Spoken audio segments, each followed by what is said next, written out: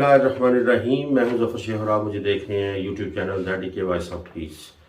अल्लाह ताला के पाक कलाम से आगाज़ कर लेता हूं, जैसी भी हो परवाज़ कर लेता हूं। नई अपडेट्स के साथ आपकी खिदमत में हाज़िर हूं। और पाकिस्तान में जैसा कि सियासी सूरत-ए-हाल बड़ी तेज़ी के साथ तब्दील होने जा रही है और इसका दर्जा हरारत भी मौसम के साथ साथ हाई होने जा रहा है। इमरान खान ने 22 मई 2022 को मुल्तान में जलसा किया और इस जलसे में वही रवायती बातें अपने पहले जलसों के हवाले से उन्होंने की कि किस तरह उनकी हुकूमत को चेंज किया गया, बैरूनी ताकतों से और अंदरूनी सपोर्टर्स से इस हुकूमत को चेंज किया गया। लेकिन उन्होंने अपनी हुकूमत के हवाले से अपनी कारकर्दगी के हवाले से बताया कि जिस वक्त हमने ओवरटेक की हुकूमत, तो उस वक्त मईशत की सूरत बड़ी गंभीर थी, बड़ी बुरी हालत में थी। लेकिन हमने अपनी कोशिशों से, अपनी दाखिली और खारजी पॉलिसियों से, बाहर के ममालिक के साथ गुफ्त शनीद से, नेगोशिएशन से उस हुकूमत को या अपने वक़्त को बड़े अच्छे तरीके से मैनेज किया। और 3.5 सालों में उन्होंने काफ़ी सारे प्रोजेक्ट भी लॉन्च किए, जिनमें डैम के हवाले से भी उन्होंने बताया डैम बनने जा रहे थे, एहसास प्रोग्राम शुरू किया, रोशन डिजिटल अकाउंट शुरू किया, सेहत कार्ड लॉन्च किया। और इसी तरह एक्सपोर्ट के हवाले से उन्होंने बताया कि एक्सपोर्ट में भी खातर खा इजाफा हमने किया और हमारी शरह नमू जो है 6% तक थी, इससे पहले वो इससे कम थी। तो इंडस्ट्री के हवाले से भी उन्होंने बताया कि काफ़ी बूस्ट अप किया हमने, अपने मुल्क के इन्वेस्टर्स को कन्विंस किया कि वो जितने जैसे भी जिस तरह के भी उनके बिजनेस हैं छोटे मोटे, उनको हम असिस्ट करेंगे, सब्सिडीज़ भी देंगे। तो इस हवाले से किसानों के हवाले से भी उन्होंने बताया कि किसानों को हमने कन्विंस किया कि पहले हुकूमतों की निस्बत हम आपको आपकी मेहनत का खातर खा बेहतर मुआवजा भी देंगे, जिसकी वजह से 5 फसलें जो हैं पाकिस्तान में हमारे दौर में बड़ी खुशहाल तरीके से काश्त की गई। और इस हवाले से भी उन्होंने बताया। इसके साथ साथ मौजूदा हुकूमत के हवाले से उन्होंने तनकीद भी की कि इस हुकूमत ने जब भी इन्होंने हमसे हुकूमत छीनी, तो उसके बाद हमारे जितने भी प्रोजेक्ट थे उनको पसे पश डालकर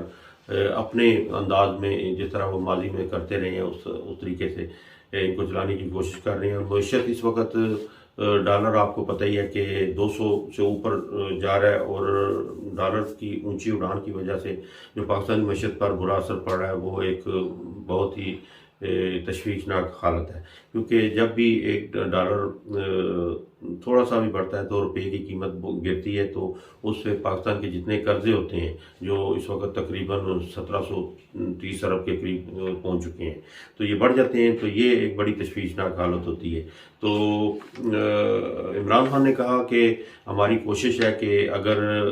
ये मौजूदा हुकूमत या ताकतवर हल्के इलेक्शन का ऐलान करें, तो हम दोबारा हम लोगों को ये मौका दें कि वो अपने किसी भी सियासी पार्टी को या सियासी कायदीन को अगर वो इलेक्ट करके लाते हैं, तो उससे मैं समझता हूँ कि पाकिस्तान की मईशत पर कुछ अच्छा असर पड़ेगा। तो इसके लिए उन्होंने कहा कि जो उन्होंने कहा हुआ है कि 20 मई के बाद वो किसी भी दिन की पाकिस्तान के लोगों को इस्लामाबाद के लिए कॉल देंगे। तो उसके लिए उन्होंने बताया कि 25 से 29 मई के दरमियान कोई भी दिन वो सेलेक्ट करेंगे और वो बता देंगे कि किस दिन उन्होंने इस्लामाबाद पहुंचना है। और उनकी रिक्वेस्ट ये भी थी कि वो चाहते हैं कि इस कॉल पर या इस हकीकी आज़ादी की तहरीक में वो ऐसे शामिल हो जैसे वो एक जहाद में शामिल हो रहे हैं, क्योंकि ये एक सियासी तहरीक नहीं है, ये एक जहाद है। और जहाद अल्लाह ताला की तरफ से भी हमें ये हुक्म मिला हुआ है कि जहाद के लिए आप हमेशा तैयार रहें। तो ये एक तो पाकिस्तान की आज़ादी के लिए पहले तहरीक चली थी, ये इनकलाब था, जैसे वो माजी में 1947 में, और उसमें ख़वातीन ने भी, बच्चों ने भी, फैमिलीज ने भी, बुज़ुर्गों ने भी, नौजवानों ने भी हिस्सा लिया। इसी तरह वो चाहते हैं कि इस हमारी हकीकी आज़ादी की तहरीक में भी तमाम वो फैमिलीज भी शामिल हों और इनको बता दें कि हम पाकिस्तान एक सॉवरेन कंट्री है और हम किसी की गुलामी कबूल नहीं करना चाहते। इसके लिए उन्होंने फ़ौज को, पुलिस को और ब्यूरोक्रेसी को भी ये रिक्वेस्ट की अपनी फैमिलीज के साथ, अपने बच्चों के साथ, ठीक है वो अपने सरकारी जॉब या सरकारी जिम्मेदारी को निभाएं, लेकिन वो ये अपने शऊर को बेदार करें कि वो देख सकते हैं कि इस वक्त मुल्क के हालात किस तरह हैं और किस तरह की पॉलिसियाँ दूसरी सियासी जमातों की तरफ से हो रही हैं। पाकिस्तान के लिए जो बेहतर हो वो आप समझ सकते हैं। अगर आप बाशऊर हैं तो इसके लिए वो रिक्वेस्ट उन्होंने की कि वो ज़रूर इस आज़ादी की हकीकी आज़ादी की तहरीक में शामिल हो। इसके साथ साथ उन्होंने ड्रोन के हवाले से बताया कि जनरल मुशर्रफ ने अपने दौर में अमेरिका को ड्रोन अटैक की इजाज़त दे रखी थी, बल्कि जनरल मुशर्रफ नहीं जरदारी, असफ जरदारी ने और नवाज शरीफ के दौर में तकरीबन 400 के करीब ड्रोन अटैक हुए, जिनमें हमारे 80,000 के करीब अफराद शहीद हुए। उनका कोई मुदावा नहीं हुआ, बल्कि ये यहाँ तक कहा गया कि Pakistan has to do more. तो ये इस तरह की पॉलिसियाँ थी और हमारे सरबराहों या हुक्मरानों ने उस वक़्त के किसी ने भी कंडेम नहीं किया, मजम्मत नहीं की, बल्कि वो ऊपर से वो करते थे इस तरह की बातें, लेकिन अंदर से वो उनको अमेरिका को बूस्टअप करते थे कि आप करते रहें इस तरह की पॉलिसियाँ थी। तो मैं समझता हूँ कि इस तरह की सूरत-ए-हाल पाकिस्तान को फेस नहीं कर सकता मज़ीद। तो इस वक्त मईशत की ये सूरत-ए-हाल है कि डॉलर 200 के करीब या उससे ऊपर भी हो चुका है, और जब डॉलर बढ़ता है और रुपये की कीमत कम होती है तो पाकिस्तान के जितने कर्जे होते हैं उनमें बहुत ज़्यादा इजाफा हो जाता है। जैसा कि इस वक्त ये बताया जा रहा है कि 1730 अरब के करीब कर्जे बढ़ चुके हैं। तो ये एक बड़ी तशवीशनाक हालत है। तो हम ये चाहते हैं कि जितनी जल्दी हो ताकतवर हल्के या मौजूदा हुकूमत इलेक्शन का ऐलान करे और असम्बली को डिज़ाल्व करे, ताकि हम नए इलेक्शन में जाएं और लोग अपने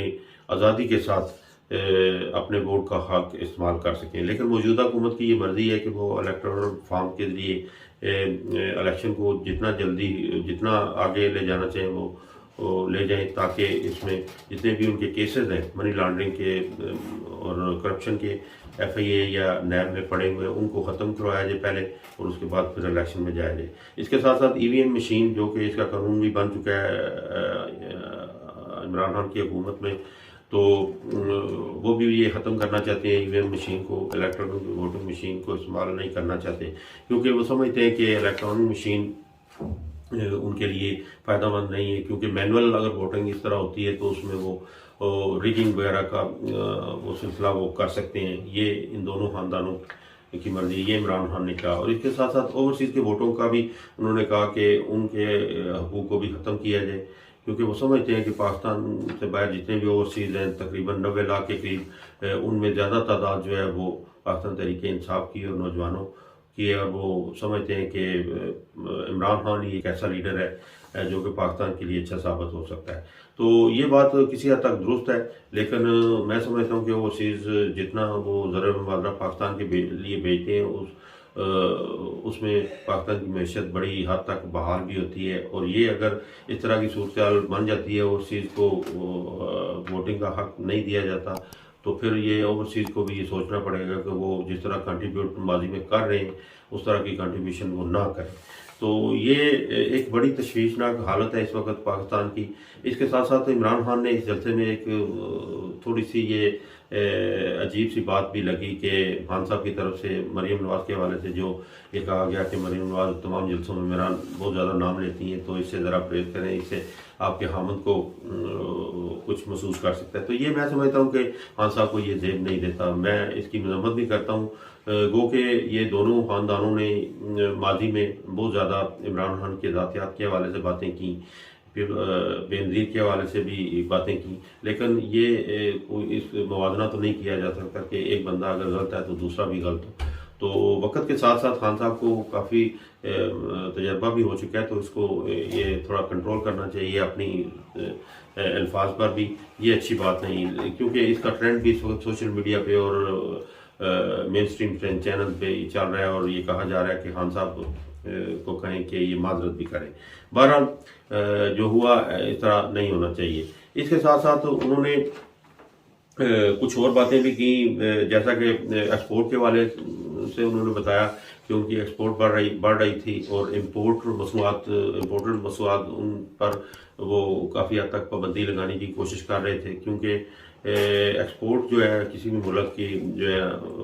तरक्की में काफ़ी अहम रोल अदा करती है। तो इस हवाले से इंडस्ट्री के हवाले से भी उन्होंने काफ़ी बूस्ट अप किया जो इन्वेस्टर थे या जो इंडस्ट्री के ओनर थे। तो ये सारे सिलसिले जो एहसास प्रोग्राम, डैम्स की तामीर, रोशन डिजिटल अकाउंट, सेहत कार्ड और इस तरह के कई ऐसे प्रोजेक्ट्स जो इमरान खान की हुकूमत ने लॉन्च किए हुए थे, इस मौजूदा हुकूमत ने आते ही उन तमाम मंसूबों को पसे पर्दा किया, पसे पुश डाला और अपने अंदाज के साथ ये अभी ये हुकूमत जो चला रही है, इससे उनके मईशत पर तो उस हद तक बेहतरी नहीं आ रही, लेकिन मईशत की हालत ये है कि इस वक्त जितने भी बैरूनी कर्जे हैं या जितनी भी अकसात हैं वो देने में बहुत मुश्किल पेश आ रही है। रिज़र्व हमारे बहुत कम है, तकरीबन 10 अरब डॉलर के